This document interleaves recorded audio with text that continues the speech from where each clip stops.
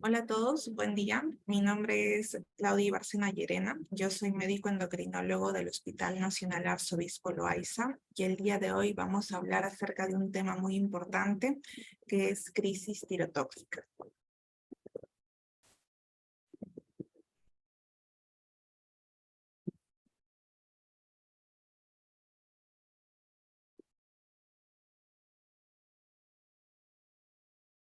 En el 2016, los japoneses publicaron la guía para el manejo de tormenta tiroidea de la Asociación Japonesa de Tiroides y la Asociación de Endocrinólogos Japoneses, que fue la primera edición publicada por Tetsuro Sato. Esta guía es muy importante porque marca varios contenidos que son resaltantes en el manejo de esta patología. Uno es los cambios diagnósticos para tormenta tiroidea. Otro, el manejo de tormenta tiroidea con antitiroideos, yoduro inorgánico, corticoides y antipiréticos. El uso de plasmaféresis terapéutica para tratar tormenta tiroidea y el tratamiento de manifestaciones del sistema nervioso central en tormenta tiroidea. El tratamiento de taquicardia y fibrilación auricular, el tratamiento de falla cardíaca congestiva, el tratamiento de trastornos gastrointestinales y daño hepático, y los criterios de admisión recomendados para la unidad de cuidados intensivos y la estrategia terapéutica para las comorbilidades asociadas. La evaluación del pronóstico, la prevención de tormenta tiroidea y los roles de un tratamiento definitivo y un algoritmo para el diagnóstico y manejo de tormenta tiroidea y las directrices futuras para ensayos clínicos en la patología que se está hablando en este momento. La fuerza de recomendaciones y la calidad de evidencia. Hablamos de fuerza de recomendación fuerte, cuando los beneficios claramente superan los riesgos y la carga, o los riesgos y carga claramente sopesan sobre los beneficios. Fuerza de recomendación débil, cuando los beneficios cercanamente están balanceados con los riesgos y la carga, y ninguno cuando el balance de beneficios y riesgos no puede ser determinado. Y la calidad de evidencia es una calidad de evidencia alta, con ensayos clínicos randomizados sin limitaciones importantes. La calidad de evidencia moderada, ensayos controlados randomizados con importantes limitaciones. Calidad de evidencia baja, estudios observacionales o serie de casos. Y la calidad insuficiente para poner una calidad, ¿no? Entonces, ¿cuáles son las recomendaciones diagnósticas y terapéuticas para el diagnóstico de tormenta tiroidea? Los cambios en el diagnóstico para tormenta tiroidea. Esta es una enfermedad, es una emergencia endocrina que se caracteriza por un rápido deterioro en pocos días u horas y se asocia con una alta mortalidad. La mayoría de los casos de tormenta tiroidea son causados por la presencia de algunos desencadenantes. En raras ocasiones puede ser ocasionada por trastornos destructivos, como por ejemplo una tiroiditis, un bocio multinodular tóxico, un adenoma hipoficiario secretor de TSH, que sería un TSH-OMA, una mula hidatiniforme que secreta HCG o un cáncer de tiroides metastásico. La escala de Burch y Wartowski es un sistema de puntuación que tiene en cuenta los niveles de gravedad de síntomas de descompensación de múltiples órganos, incluida la disfunción termorreguladora, la taquicardia o fibrilación auricular, el trastorno de sensorio, la falla cardíaca congestiva, la disfunción hepática y gastrointestinal, así como el papel del factor precipitante. Acá se puede evidenciar con más detalle la escala de Burch y Wartowski. Para el diagnóstico de tormenta tiroidea, recuerden que es una ayuda diagnóstica. Esto no nos hace el diagnóstico. Los criterios, vemos que la disfunción termorreguladora va, en rangos de temperatura, desde 37.2 hasta la más alta, mayor o igual a 40, y de acuerdo a eso nos da un puntaje, Un puntaje de 5, de 10, de 15, de 20, de 25 y 30. A nivel cardiovascular nos habla de taquicardia desde 100 hasta más de 140 y nos da un puntaje de 5 a 25 puntos. Nos habla también de fibrilación auricular si está presente o ausente. Tenemos puntos de 0 a 10, una falla cardíaca congestiva, si está ausente, leve, moderado, severa, donde tenemos un puntaje de 0 a 20 puntos, y aparte manifestaciones gastrointestinales y hepáticas, que están ausentes, moderadas, donde existe diarrea, dolor abdominal, náusea, vómito, ictericia severa, y tenemos un puntaje de 0 a 15 puntos. Disturbios del sistema nervioso central, manifestaciones como agitación, delirio, psicosis, extrema letargia, convulsiones o coma. Igual el puntaje oscila de 0 a 30 y tenemos que evidenciar un evento precipitante, ¿no? Si el evento precipitante estuvo ausente, 0 puntos, o si el evento precipitante estuvo presente, 10 puntos. Todo esto vamos a ir sumando. Si tenemos un score total mayor o igual a 45, tenemos una tormenta tiroidea. Si tenemos un score de 25 a 45, una tormenta tiroidea inminente. Y si tenemos un score menos de 25, una tormenta tiroidea poco probable. Ese es el score que se utilizaba antiguamente de Borchy-Wardowski. Ahora, en el 2012, la JTA, que es la Asociación Japonesa de Tiroides, propuso nuevos criterios diagnósticos para diagnosticar tormenta tiroidea. En los criterios de la JTA, la presencia de tirotoxicosis es requerida como una condición previa y la tormenta tiroidea puede diagnosticarse basada en combinaciones específicas de síntomas debido a múltiples descompensaciones de órganos, de una manera similar a aquellos enumerados en el score de Burch y Wardowski. Por ejemplo, acá tenemos los criterios diagnósticos de tormenta tiroidea según la JTA.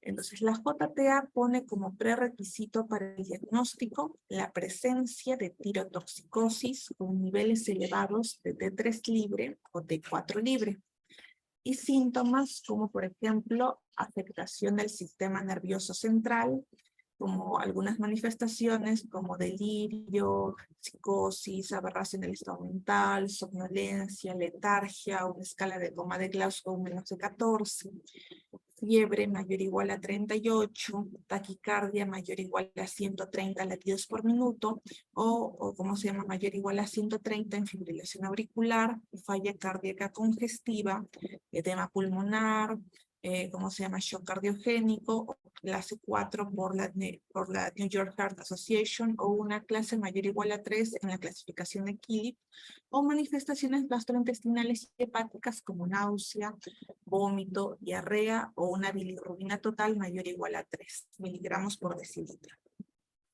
Ahora, vemos que el diagnóstico viene según el TS. Entonces, tormenta tiroidea, estadio 1, primera combinación. Tormenta tiroidea, estadio 1, combinación alternativa. Y tormenta tiroidea, estadio 2, primera combinación. Y tormenta tiroidea, estadio 2, combinación alternativa. La que se usa más frecuentemente es la tormenta tiroidea, estadio 1, primera combinación.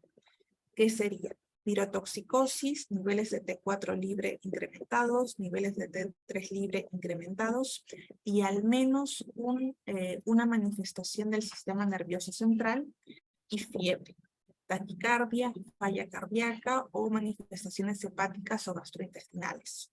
También podemos utilizar, si no entran en esos criterios diagnósticos, la TS1 alternativa, que sería tirotoxicosis y al menos 3 combinaciones de fiebre, taquicardia, falla cardíaca congestiva o manifestaciones hepáticas y gastrointestinales.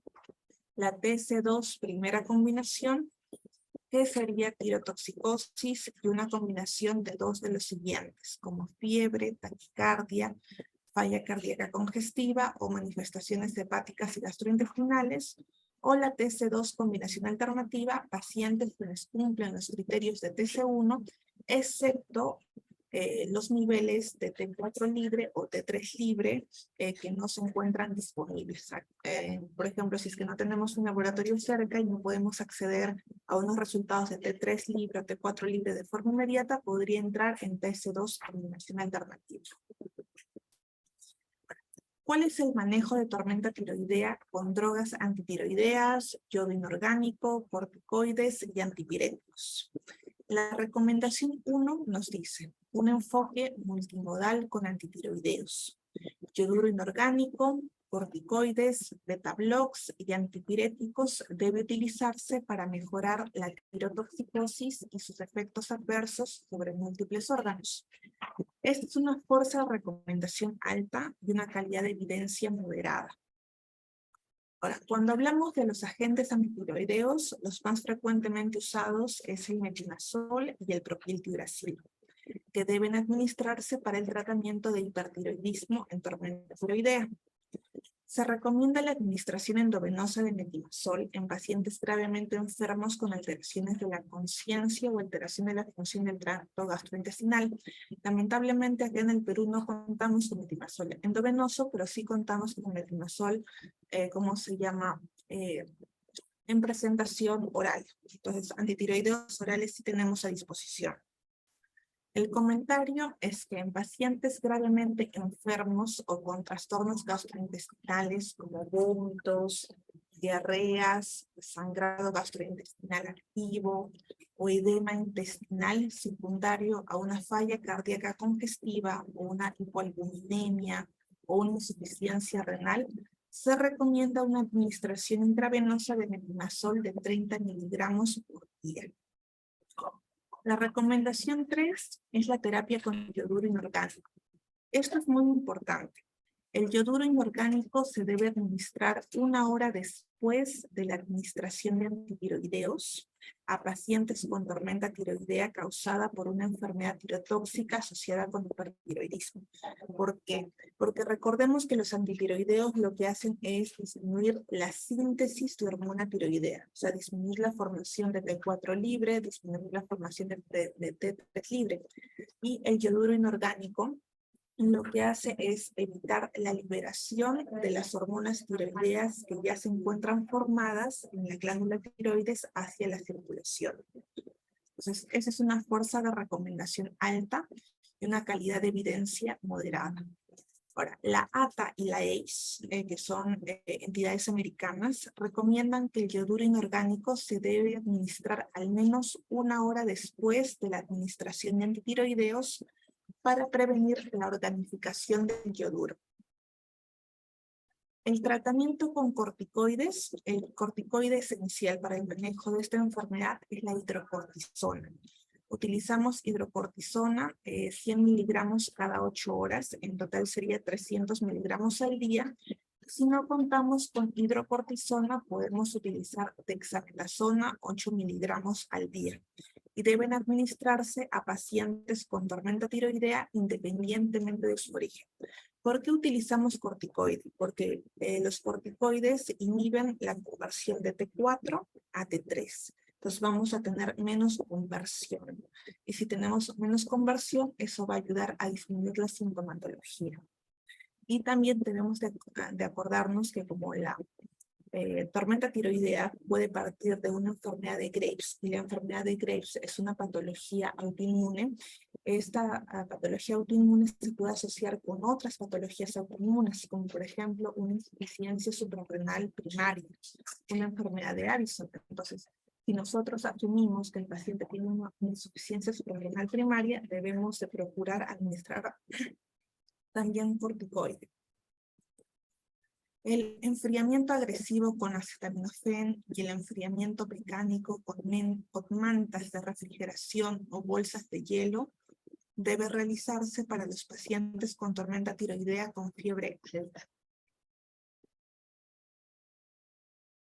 El foco de infección debe ser investigado en pacientes con fiebre alta o la infección acompañante debe ser tratada. El acetaminofén puede ser administrado oralmente o en forma de un supositorio a dosis de 500 miligramos 3 veces al día. ¿Por qué es importante utilizar acetaminofén? Ya, porque los antiinflamatorios no esteroideos, así como la aspirina, no se recomiendan porque estos medicamentos pueden aumentar los niveles de T4 libre. Entonces, los AINES no son recomendados en esta patología. Ahora, el uso de plasmaféresis terapéutica para tratar tormenta tiroidea, que es la recomendación 6. Esto es muy importante porque es una nueva herramienta para el tratamiento de tormenta tiroidea.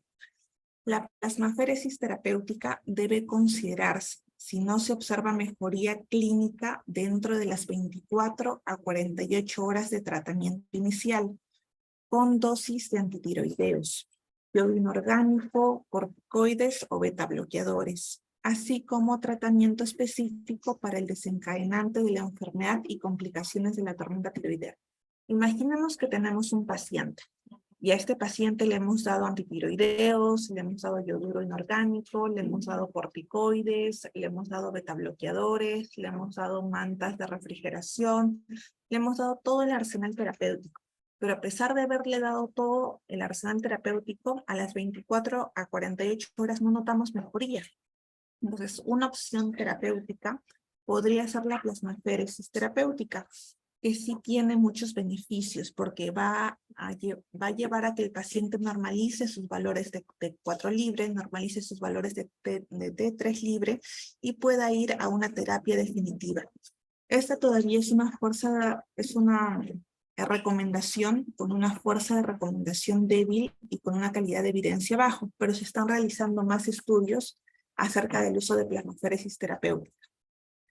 El intercambio de plasma del paciente puede ser usado para tratar pacientes con tormenta tiroidea complicados con insuficiencia hepática aguda o con trastorno del sensorio. ¿Por qué? Porque muchas veces el paciente va a estar con trastorno del sensorio o con falla hepática, pero la falla hepática va a ser producto de la disfunción multiorgánica. Entonces, si tenemos que valorar entre riesgo y beneficio, dar antitiroideos o no dar antitiroideos, sí hay que dar antitiroideos, porque el antitiroideo va a ayudar a sacar al paciente de esta tormenta tiroidea. Pero si es que tenemos a disposición utilizar la plasmaféresis, sí nos puede ayudar muchísimo. Una indicación relativa de plasmaféresis terapéutica en tormenta tiroidea es como un tratamiento preoperatorio para los pacientes con tirotoxicosis complicada con la granulocitosis asociada al uso de antitiroideos. Imaginemos que tenemos un paciente. Este paciente tiene tormenta tiroidea, pero tiene el antecedente de agranulocitosis. No le podemos dar antitiroideos. ¿Por qué? Porque sería en perjuicio del paciente. Tenemos valores de T4 libre elevados, tenemos valores de T3 libre elevados, podemos utilizar beta blocks, podemos utilizar solución de Lugol, podemos utilizar corticoides, pero una muy buena opción sería la plasmaféresis terapéutica preparando al paciente para una cercana tiroidectomía como un tratamiento definitivo y a largo plazo. Ahora, el reemplazo de fluidos y la combinación de plasmaféresis terapéutica con hemodiafiltración continua. Existen dos tipos de fluidos de reemplazo. Uno es el plasma fresco congelado y el otro es la solución de albúmina. El plasma fresco congelado contiene globulina ligadora de tiroxina, que significa que va a arrasar con toda la T4 libre. Y se cree que es útil para la eliminación de la hormona tiroidea unida a la TBG. ¿Cuáles son las indicaciones de plasmaféresis en tormenta tiroidea? Síntomas graves, como por ejemplo cardiotirotoxicosis, manifestaciones neurológicas, alteraciones en la conciencia y miopatía grave, un rápido empeoramiento en la clínica, una contraindicación para otras terapias, como por ejemplo agranulocitosis, falla renal, asma, falla cardíaca y falta de terapias convencionales. Acá vemos un caso, o un ejemplo, mejor dicho, de un paciente Vemos a mano izquierda los niveles de T3 libre en picogramos por mililitro antes de la plasmaféresis y vemos los valores después de la plasmaféresis. Vemos que tenemos varios pacientes que partieron, por ejemplo, con una T3 libre en 30 y después de la plasmaféresis disminuyó a 10. Y en el otro lado vemos valores de T4 libre en nanogramos por decilitro. Antes de la plasmaféresis, que partieron con T4 libre en 15 y disminuyeron después de la plasmaféresis a un promedio de 12. Entonces, sí es una herramienta muy útil para casos, para ciertos casos. Ahora, el tratamiento a nivel del sistema nervioso central. Además del pronto tratamiento de la tirotoxicosis, el diagnóstico diferencial y el tratamiento de trastornos agudos de conciencia, psicosis y convulsiones en tormenta tiroidea deberían ser realizados en base a directrices establecidas con un psiquiatra o neurólogo. Muchas veces los pacientes pueden cursar con episodios de psicosis durante el diagnóstico de esta patología. Entonces, mientras dure la psicosis, hay que darle antipsicóticos, que puede ser 2, 3, 4, 5 días, siempre de la mano con el médico psiquiatra para que nos ayude a manejar esta enfermedad. Debido a que la tirotoxicosis y la disfunción de múltiples órganos como hígado y riñón pueden afectar la farmacocinética en pacientes con tormenta tiroidea, la condición de cada paciente debería ser considerada individualmente cuando seleccionamos y ajustamos la dosis de medicación psicotropa. El cuidado inicial y el diagnóstico diferencial. Siempre hay que administrar vitamina B1 antes o con la administración de glucosa cuando se sospecha de una desnutrición según la historia médica y el examen físico. Hay que hacer un diagnóstico diferencial de enfermedad vascular cerebral, meningitis, trastornos metabólicos que deberían ser considerados según la historia de la enfermedad. Y la intranquilidad y delirio y psicosis, los fármacos de primera línea para la intranquilidad, el delirio y la psicosis son los antipsicóticos de segunda generación, tales como la risperidona y la olanzapina, y para los pacientes que no pueden tolerar medicamentos por vía oral, los fármacos antipsicóticos de primera generación como aloperidol y la olanzapina por vía intramuscular o inyección endovenosa. Las compulsiones, la somnolencia y el coma. Acá se utilizan las benzodiazepinas, que son agentes de primera línea para el tratamiento agudo de las convulsiones. Y vemos acá un esquema.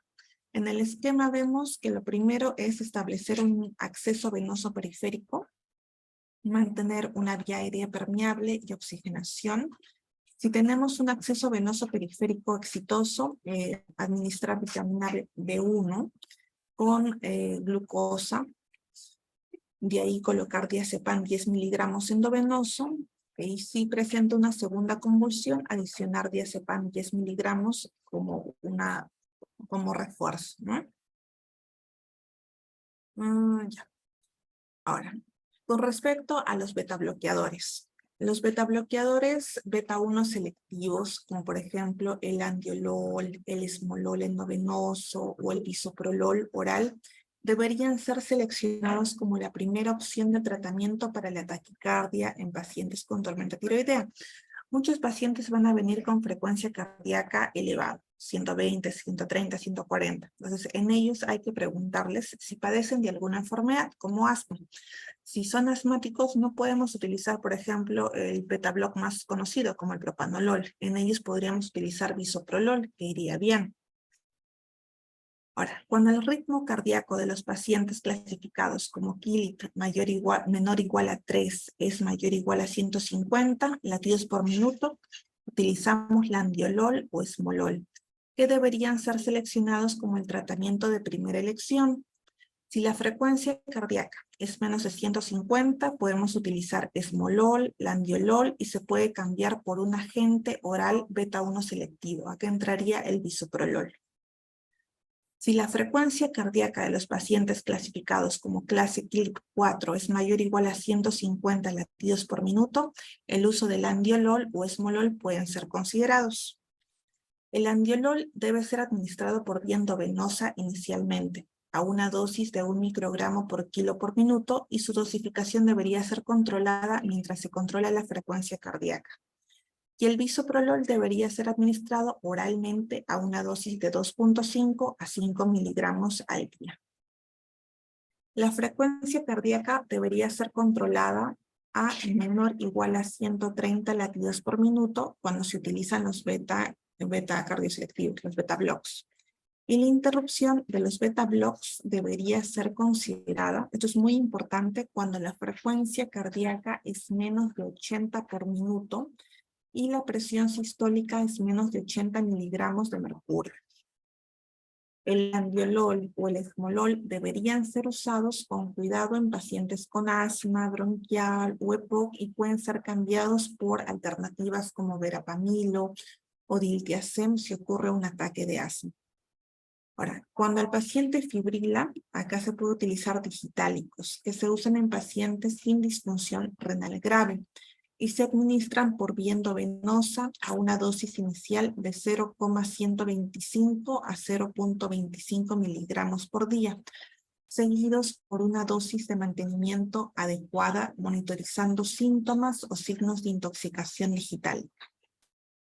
Ahora, cuando hay deterioro rápido del estado hemodinámico del paciente debido a la fibrilación auricular, se recomienda la cardioversión, pero siempre descartando por una ecovisión un trombo de la aurícula izquierda, en este caso. Los antiarrítmicos clase 1A y 1C se recomiendan para mantener el ritmo sinusal después de la cardioversión, y la amiodarona puede ser considerada para los pacientes con disfunción sistólica del ventrículo izquierdo. La anticoagulación debería ser utilizada para pacientes con fibrilación auricular persistente sobre la puntuación de Chapman-Hales.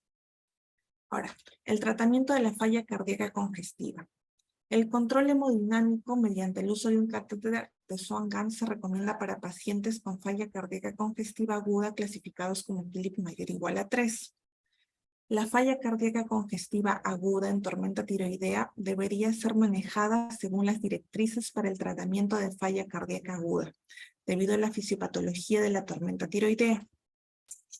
En los pacientes con falla cardíaca congestiva aguda, clasificados como clase CLIP 3, el manejo de la vía respiratoria debe incluir ventilación a presión positiva no invasiva o ventilación arterial por intubación endotraqueal si la condición respiratoria del paciente no ha mejorado con la administración de oxígeno. Y en tratamiento farmacológico se puede utilizar furosemida, nitratos, lingual o endovenoso o la carbaperitida endovenoso que deberían ser administrados. Los beta-blocs se utilizan para el tratamiento de la taquicardia cuando la fibrilación auricular está presente y se utiliza digital simultáneamente. Y los bloqueadores de canales de calcio por vía endovenosa deberían ser considerados si la hipertensión está presente. En cuanto al manejo de la vía respiratoria en los pacientes con falla cardíaca congestiva aguda clasificados como CLIP 4, el manejo de la vía respiratoria debería ser el mismo que para los pacientes con falla cardíaca congestiva aguda clasificados como CLIP clase 3. Y con respecto al tratamiento farmacológico, los agonistas adrenérgicos deberían ser utilizados. La dopamina, la dobutamina podrían ser alternativas, la norepinefrina, los antagonistas de acción corta selectivos como beta-1 adrenérgicos, la andiolol o esmolol, o cuando la fibrilación auricular está presente, los digitálicos deberían utilizarse simultáneamente.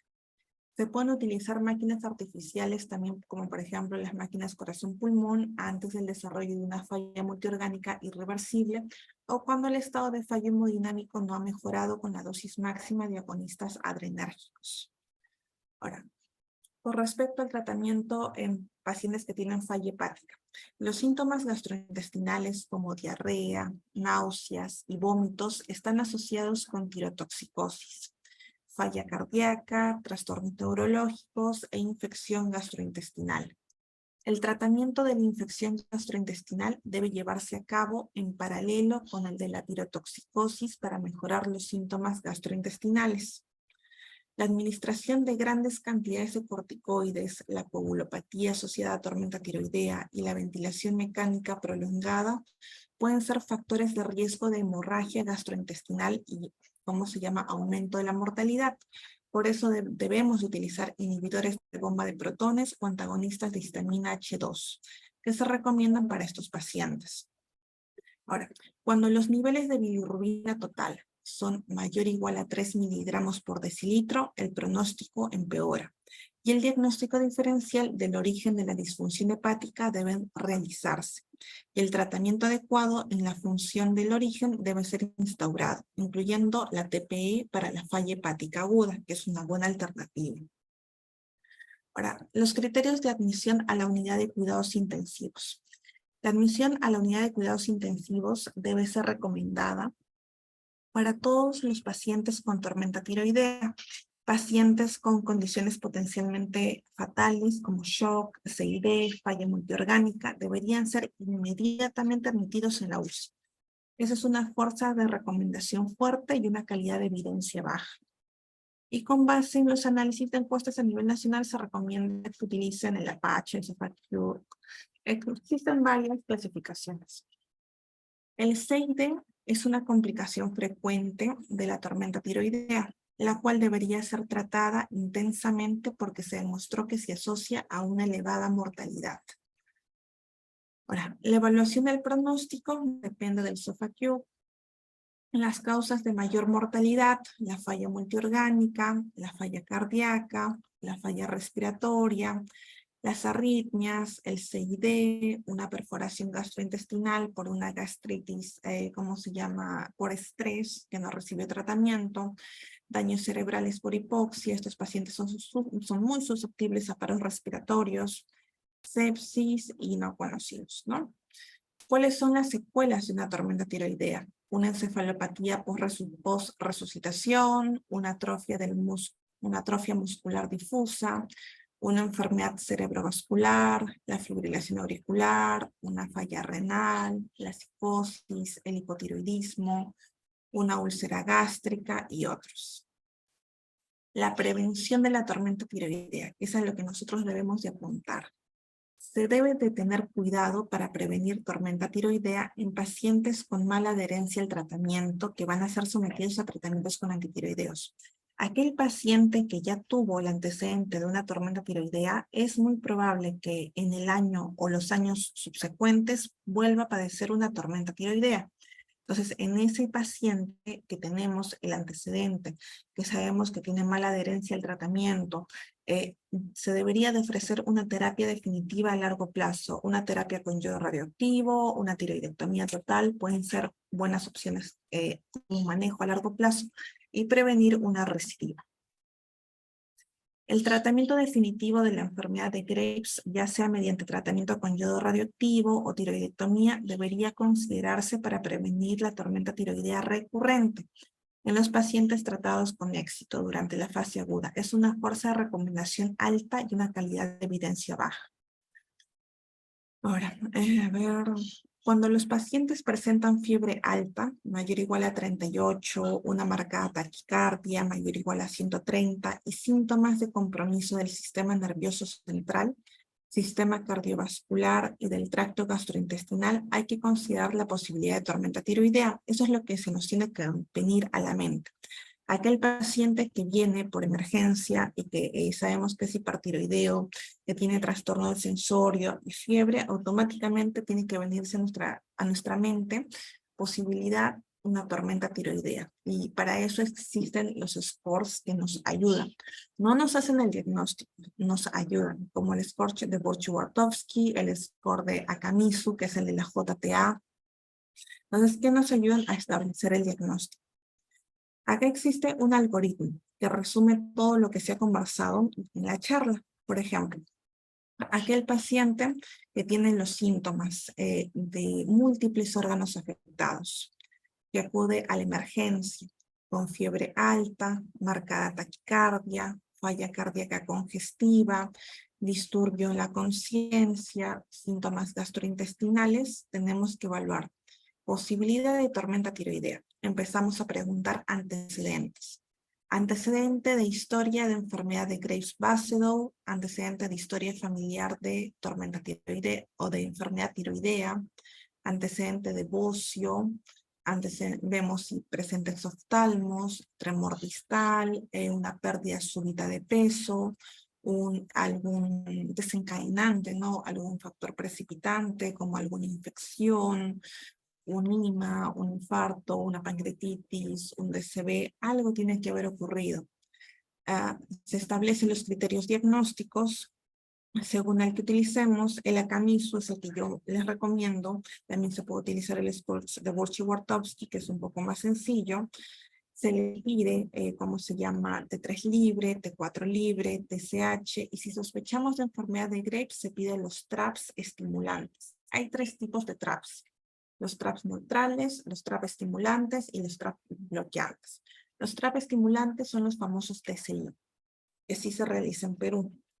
Ahora, de acuerdo a esto, si encontramos, por ejemplo, niveles de T3 libre alto, T4 libre alto, TSH indetectable y TRAPS positivo, ya, y tenemos todos los criterios o todos los síntomas, ya le ponemos el nombre de tormenta tiroidea secundaria a una enfermedad de Graves, se le admite al paciente a la unidad de cuidados intensivos y se le inicia tratamiento intensivo para tormenta tiroidea, ¿no? Ahora, con respecto al tratamiento, se le da mantas de enfriamiento y acetaminofén. Habíamos mencionado no utilizar AINES, debido a que los AINES aumentan la concentración de T4 libre a nivel sanguíneo, al igual que la aspirina, ¿ya? El metimazol de 30 miligramos por día, endovenoso, o metimazol de 60 miligramos por día vía oral, este es titulable. El yoduro inorgánico o la solución de Lugol, que es el equivalente, y la hidrocortisona 300 miligramos por día. Si no hay mejoría dentro de 24 o 48 horas, podríamos considerar la plasmaféresis, que es una buena opción. Acá vemos, ¿cómo se llama? El desencadenante que tenemos que buscar, cuál es el factor precipitante, qué pasó, qué ocurrió, cuál fue el desencadenante, infarto, pancreatitis, TCB, meningitis, ¿qué ocurrió? ¿No? Vemos que se evalúa la frecuencia cardíaca, la taquicardia, si es una taquicardia mayor o igual a 150 latidos por minuto, la angiolol, si tenemos falla cardíaca congestiva, si tenemos falla hepática aguda, y vemos las complicaciones que podemos tener. En las complicaciones siempre recordemos CID, falla renal, falla hepática, raptomiólisis y el ARDS, ¿no? Ahora, a ver.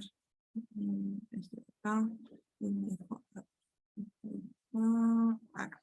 Las indicaciones para plasmaféresis terapéutica. Una bilirrubina total mayor o igual a 3 miligramos por decilitro, un disturbio en el nivel de conciencia, una bilirrubina total mayor o igual a 5 o una hepaplastina menos de 30%, o un radio arterial de cetonas con acetolactato con 3-hidroxibutirato menor o igual a 0.7. Estas podrían ser como indicaciones. Y yo prefiero utilizar la bilirrubina total más de 3 más trastorno del sensorio. A ver, de ahí, los factores que determinan severidad, ¿no? Los factores que determinan severidad nos van a ayudar para ver la sobrevida del paciente, si hay con complicaciones, si hay con complicaciones, y la orientación futura de los ensayos clínicos en el manejo de tormenta tiroidea. Existen muchos ensayos clínicos acerca de la intervención en la evaluación de tratamientos, ¿no? Para el shock, para el CID, para el fracaso multiorgánico, que son recomendables. Que lo principal es evaluar la seguridad y la eficacia clínica de la TPE, que se recomienda en el tratamiento de tormenta. Otra guía que me pareció muy importante compartir, que está bien resumida, es la guía de la American Thyroid Association Guideline, la del 2016, que habla sobre el manejo de tormenta tiroidea. Acá, repasando acerca de las recomendaciones, vemos que el diagnóstico de tormenta tiroidea es, ¿cómo se llama?, netamente clínico, por una descompensación sistemática.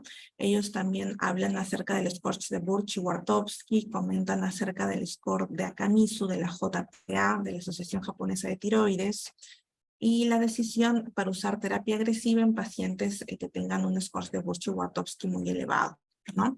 Hablan de tratamiento multifuncional, que incluye los beta bloqueadores, la terapia con antitiroideos, el yoduro inorgánico. Acá tenemos la solución del Lugol, la terapia con corticoides, la disminución de temperatura y las mantas enfriadoras, la resucitación de volumen, el soporte nutricional, el cuidado respiratorio en una unidad de cuidados intensivos.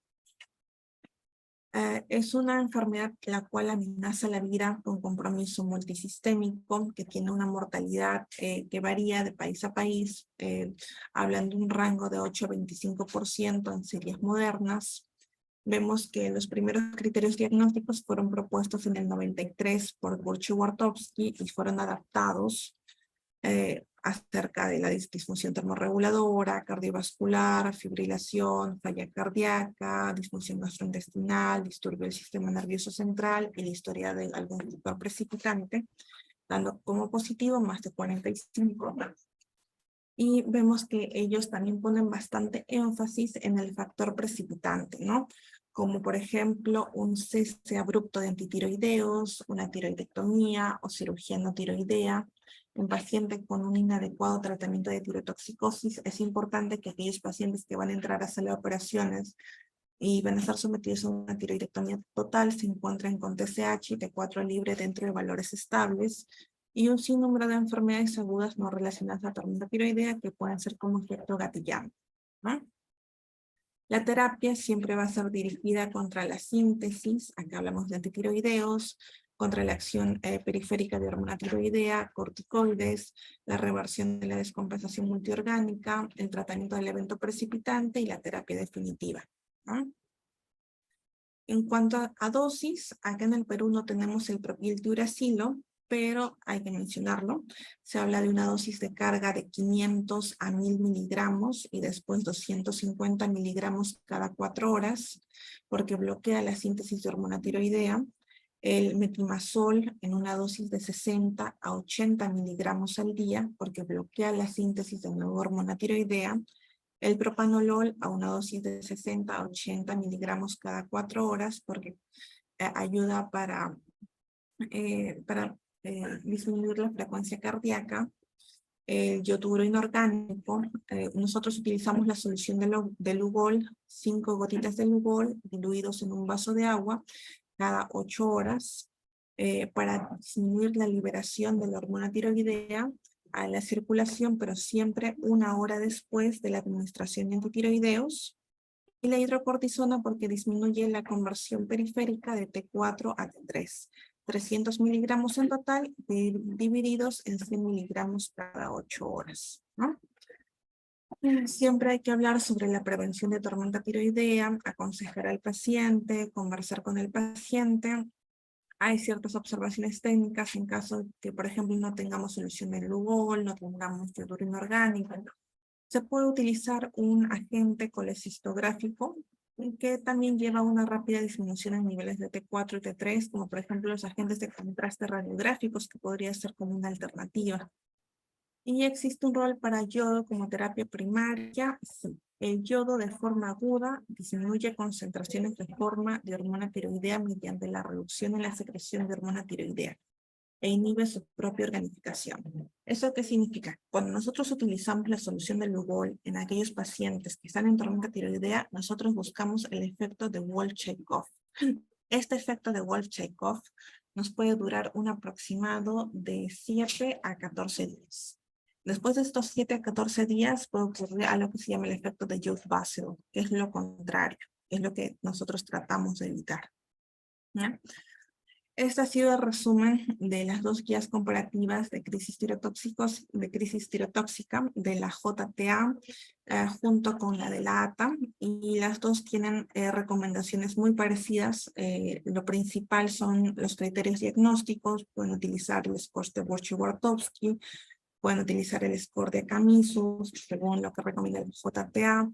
El manejo sigue siendo el mismo, no hay cambio en el manejo. Sí hay nuevas alternativas en el tratamiento como plasmaféresis, que es una muy buena innovación, es algo que se viene utilizando en el país ya con más frecuencia y que aumenta la tasa de sobrevida de los pacientes a futuro. Y también como algunas alternativas en caso de no contar con solución de Lugol, que se pueden utilizar agentes, ¿cómo se llama? Colecistográficos, ¿no? Es una buena opción. Entonces, pero eso es lo que se ha tratado de resumir. La guía ha sido larga, es extensa, pero son los puntos principales. ¿Mm? Espero les haya gustado y hayan podido ¿cómo se llama? Hacerles útil la información que les he podido compartir. Ahora, con respecto a preguntas, ¿hay alguna duda o pregunta? Voy a ver en el chat. Ok, muy bien.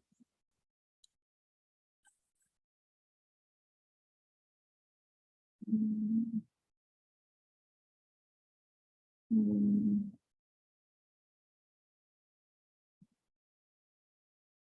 mm,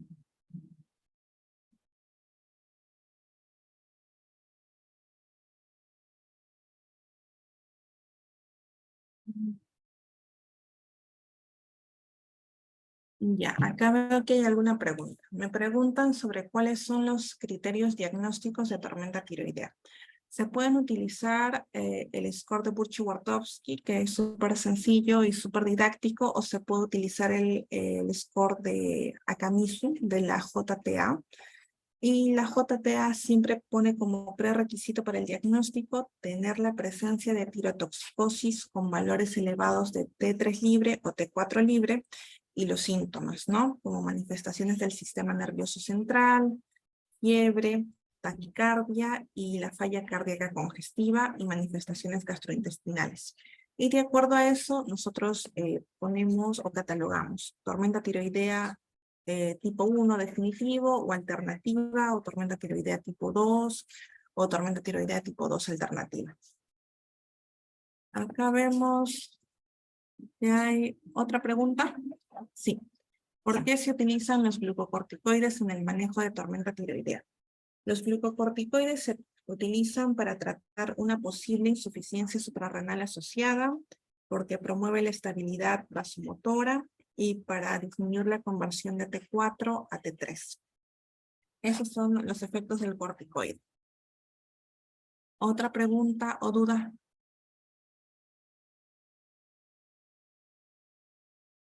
A ver, ¿cuáles son los diagnósticos diferenciales de tormenta tiroidea? Muy buena pregunta. Los diagnósticos diferenciales de tormenta tiroidea es sepsis, hipertermia maligna, síndrome neuroléptico maligno, síndrome serotoninérgico, feocromocitoma y también los ataques de pánico. ¿Otra pregunta o duda?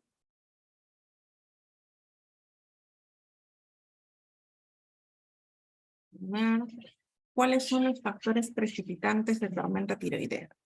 Los factores precipitantes de tormenta tiroidea son la administración de contraste yodado cuando el paciente no está estable, el tratamiento con radioyodo radioactivo en un paciente hipertiroideo descompensado, una cirugía tiroidea cuando el paciente no está adecuadamente controlado, un traumatismo, una retirada de fármacos antitiroideos de forma súbita, el posparto cuando el paciente deja de utilizar los antitiroideos o una enfermedad aguda precipitante, que es lo más común, como por ejemplo infección, cetoacidosis diabética, infarto de miocardio, quemaduras, estatus epiléptico, etc. Y una última pregunta para finalizar.